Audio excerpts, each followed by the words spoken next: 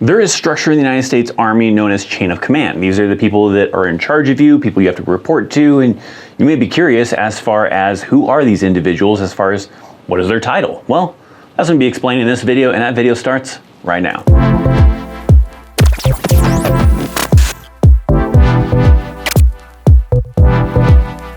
You might be curious as far as who do you report to? Who are the individuals you're going to have to come to when you need help, when you have questions, whatever the case might be. And this is known as your chain of command. And with this chain of command, it starts at a lower level and then it goes pretty high. Now, I'm not going to go through the entire chain of command now, because there's to a certain point where you should not be dealing with these individuals, especially when you're a lower enlisted individual. If you're a lower enlisted individual, it goes up to a certain point. If you're a higher enlisted individual, you're an officer, then sure, you're gonna have to deal with some of these higher individuals, but I'm not gonna go too deep into the weeds with certain higher level kind of ones, and try to keep it to the ones that you possibly have interaction with.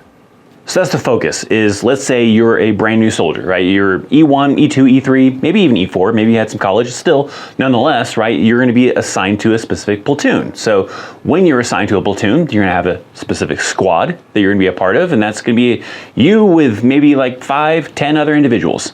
Within each squad, they have their own chain of command that kind of starts off with. So typically it's advised that you go to your first line supervisor for issues and questions, and you don't skip ahead in the chain of command unless it's absolutely necessary. So that first kind of individual in charge might be a team leader. Now, team leaders are not always a part of every platoon, maybe only certain structures, so you may or may not even have a team leader, but that's typically maybe one example of the first line supervisor that you might have. I know I've seen like team leaders with like maybe like an infantry unit or certain other types of units, but then there's a lot of other units that don't have a team leader, and goes to this next one that I'll talk about. But that team leader could be an individual that's like a specialist, maybe they're a corporal that's just waiting to make it to sergeant, maybe they are a sergeant, but somewhere's in that kind of ballpark, right? Maybe an E4 or an E5 individual that is assigned to be your team leader. Now, in the event your platoon does not have team leaders, which can be very common, right? They may go to the next step, which is a squad leader. So you probably have a squad leader for sure, right? You probably have that squad leader that you have to kind of go to. And that squad leader is going to be kind of the same kind of terms, where it's probably most likely an E5, but there can be some cases where it's an E4. That platoon have to be really hurting for individuals if it's anything lower than that, like an E3, an E2, something crazy like that. They'd have to be really hurting for individuals, but maybe in some rare cases that can happen where they're really hurting on individuals and they have to just give it to somebody. Somebody has to kind of step up and kind of be in that position. But typically that squad leader is probably going to be an E5, maybe a corporal, maybe it's a specialist that's, you know, high speed and going to be getting promoted to sergeant at some point in time, but sergeant is probably the most common one. Now, this is also a kind of role that maybe not every platoon has, and that is a section sergeant, because sometimes they only have squad leaders and then it ends at squad leaders and goes to the next step that I'll talk about in a little bit, but it ends at squad leaders for the squad level, but in some cases they may have a section sergeant. Some common like examples I've seen where they have a section sergeant, that may be an individual that is in charge of maybe like 2 squads. So you have the 2 squad leaders, but then you have another NCO that's in charge of both those squads because it's a large section. So you have maybe this section, but then also in that platoon is another section, and you have some different individuals that are in charge of each section. In the event your platoon has a section sergeant, that could also be an individual that's also an E5, maybe an E5 promotable, maybe it's an E6. It just kind of depends on the rank structure within that platoon and who's available. In most cases that I've seen, usually if someone is a section sergeant, they're usually an E5 promotable or they're an E6. In my example, I was a section sergeant for my last kind of role because I was an E5 promotable, right? I was an E5 promotable, I was a section sergeant, I was in charge of the ammo section for the platoon, and I also ran all the ammo for the entire squadron because I was in the cavalry, but nonetheless, right, section sergeant may be the next one that comes after a squad leader. The next person in your chain of command is going to be your platoon sergeant, all right? Now, your platoon sergeant is going to be in charge of that entire platoon. So you typically, if you have any kind of issues, have to go through that first chain of command. Maybe it's a team leader, maybe it's a squad leader, maybe it's a section sergeant, and then that individual would bring up your particular issues or whatever the concerns are that you have maybe with the platoon sergeant. The platoon sergeant most likely would be like an E7, a sergeant first class. In some cases though, it could be like an E6, could be a staff sergeant. But that platoon sergeant is kind of working side by side with what is called a platoon leader, which is going to be a lieutenant. That lieutenant could be a first lieutenant, maybe a second lieutenant. It really just depends on kind of their position of trying to move up through their officer ranks type of thing, because they usually have to spend a certain amount of time as a platoon leader, and depending on where they're at in that progression, could determine if they are a second lieutenant or a first lieutenant that is serving as a platoon leader. Now, while that platoon leader is a higher ranking than that platoon sergeant, they're kind of working together to a certain extent. I mean, they have different roles, but they kind of almost on an equal playing level to a certain extent, really.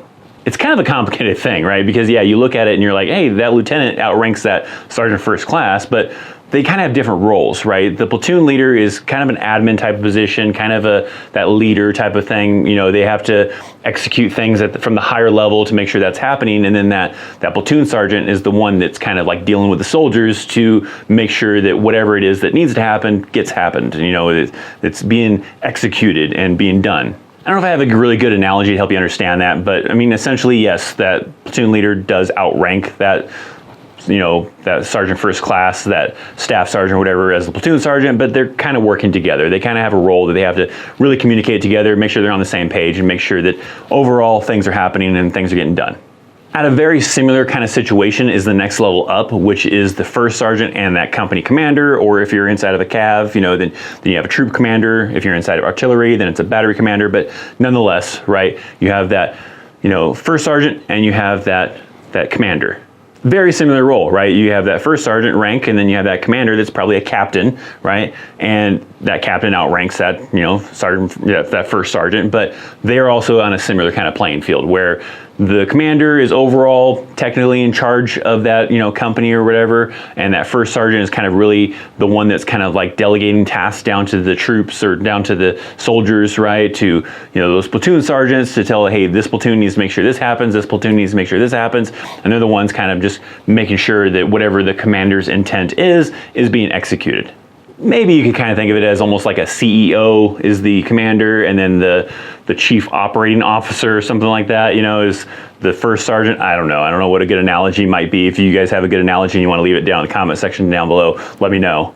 Now, you as a soldier, your interaction with the first sergeant and with the commander is kind of in passing, or kind of moments here and there where maybe sure you see them around the area, you're saying hello, they're asking you how you're doing, you know, asking how's morale, you know, they're having conversations with you here and there. But most of the time, you don't go to those individuals with your issues. There is cases where, you know, that first sergeant, that commander has what is known as an open door policy, and that typically means that if you have maybe a problem with your platoon sergeant, with your platoon leader, with someone within your platoon that you don't feel like you bring it up to them, it's going to get handled, then that's when you kind of utilize that open door policy that they may have, where yeah, you can go to maybe that first sergeant, that commander, to talk to them about the issue because you don't feel like your platoon sergeant is going to take care of it because maybe they're corrupt, maybe they have some kind of crazy stuff. But for the most part, you know, if it's not in that kind of realm where it's the platoon sergeant problem, you know, that you're having a problem with the platoon sergeant, then you try to take care of it at that platoon level. But otherwise, for the most part, you're not really bringing up your issues to the first sergeant, to the commander. They're not the ones typically telling you what to do, you know, for your tasking. They're usually relaying that through like the first sergeant, unless it's a very specific thing, like they're looking at you and they're like, hey, I need someone to go take out the trash. And then yeah, of course. But for the main kind of like, you know, tasks of that, you know, kind of unit and kind of missions and everything like that, that usually gets filtered down through that chain of command. That first sergeant, you know, has his orders from higher and everything of what things that particular company, let's say, needs to get done. They delegate that down to the platoon sergeants. The platoon sergeants task out the squads, and then the squads figure out who within the squad is going to execute those missions typically. Knowing who those individuals are in your chain of command is also very important. Now, there is a higher level above that first sergeant and the commander, and these ones are a little bit more rare of individuals you'll kind of interact with unless you specifically work at battalion or at brigade or something along those lines, because you work in like S1 or S6 or something like that, then yeah, you might work with the next kind of higher level. Because that first sergeant, that individual also has someone he has to report to as well. You know, he or she has to report to that sergeant major. So you have that sergeant major that's going to be in charge at that next level. So you have like that battalion sergeant major that is in charge of, you know, all of the different companies or whatever. And then you also have kind of like a similar situation where they have a side-by-side kind of relationship with that battalion commander. So of course that sergeant major is a sergeant major. That battalion commander is most likely maybe like a lieutenant colonel, maybe a colonel, and it's about to move on to something else. But typically like a lieutenant colonel might be that individual that's the battalion commander and then the command sergeant major. those two individuals, right, very little interaction with those individuals. You may see them around the area, you may greet them, kind of a similar thing, similar to like the first sergeant, the commander. They may ask how you're doing, how are things going, but for the most part, right, unless you work actually at like brigade or something like that, you work in the S1 shop, you probably don't have a whole lot of interaction with those individuals. And it goes even higher. You can continue going to brigade, to division, to corps, and we're not going to go that high, right? We're not going to go into that. You're not going to deal with those individuals for the most part unless you're in those specific situations that kind of work with that leadership.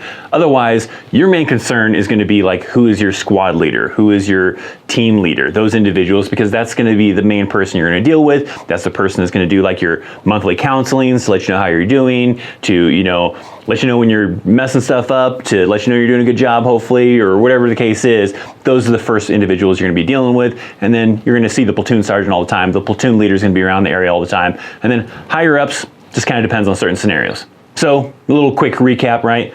Team leader or maybe a squad leader. You got maybe a section sergeant in that kind of realm of your chain of command. You have that platoon sergeant that's working with that platoon leader. Those individuals have higher they report to of that first sergeant and that company commander or troop commander or battery commander or whatever. And then of course they're taking the overall commands from that next higher level for the battalion commander and that battalion sergeant major or the command sergeant major. For my viewers watching this right now that are maybe some veterans out there, maybe some individuals currently serving in the United States Army, do you remember your very first line supervisor? Maybe it was a squad leader, maybe it was a team leader, maybe it was a section sergeant. For me, it was a squad leader. I had my very first squad leader, Sergeant Darcy, that I remember. He was an awesome individual, awesome guy over at Fort Riley, Kansas. And I used to still be in contact with him. I kind of fell off with keeping in contact with that individual, and he was, last time I remember speaking with him was in the Colorado area still, but nonetheless my first squad leader was a pretty good one. So love to hear from you guys. Was it a good squad leader, bad squad leader? Do you remember that individual? Do you have anything specific that you liked or disliked about that individual? Love to hear it maybe in the comment section down below. If any of you that are interested in joining the Army, maybe doing a little bit of research, maybe that's why you're watching this video, you got some specific questions about maybe the chain of command or maybe even about the Army, make sure you leave some comments down below and I'll try my best to answer them, and some of my viewers can definitely help me out and answer some of your questions. But nonetheless, hopefully if you enjoyed this video, you'll hit that thumbs up. You're already subscribed. Thanks for hanging out. Thanks for watching, and I'll see you next time. See ya.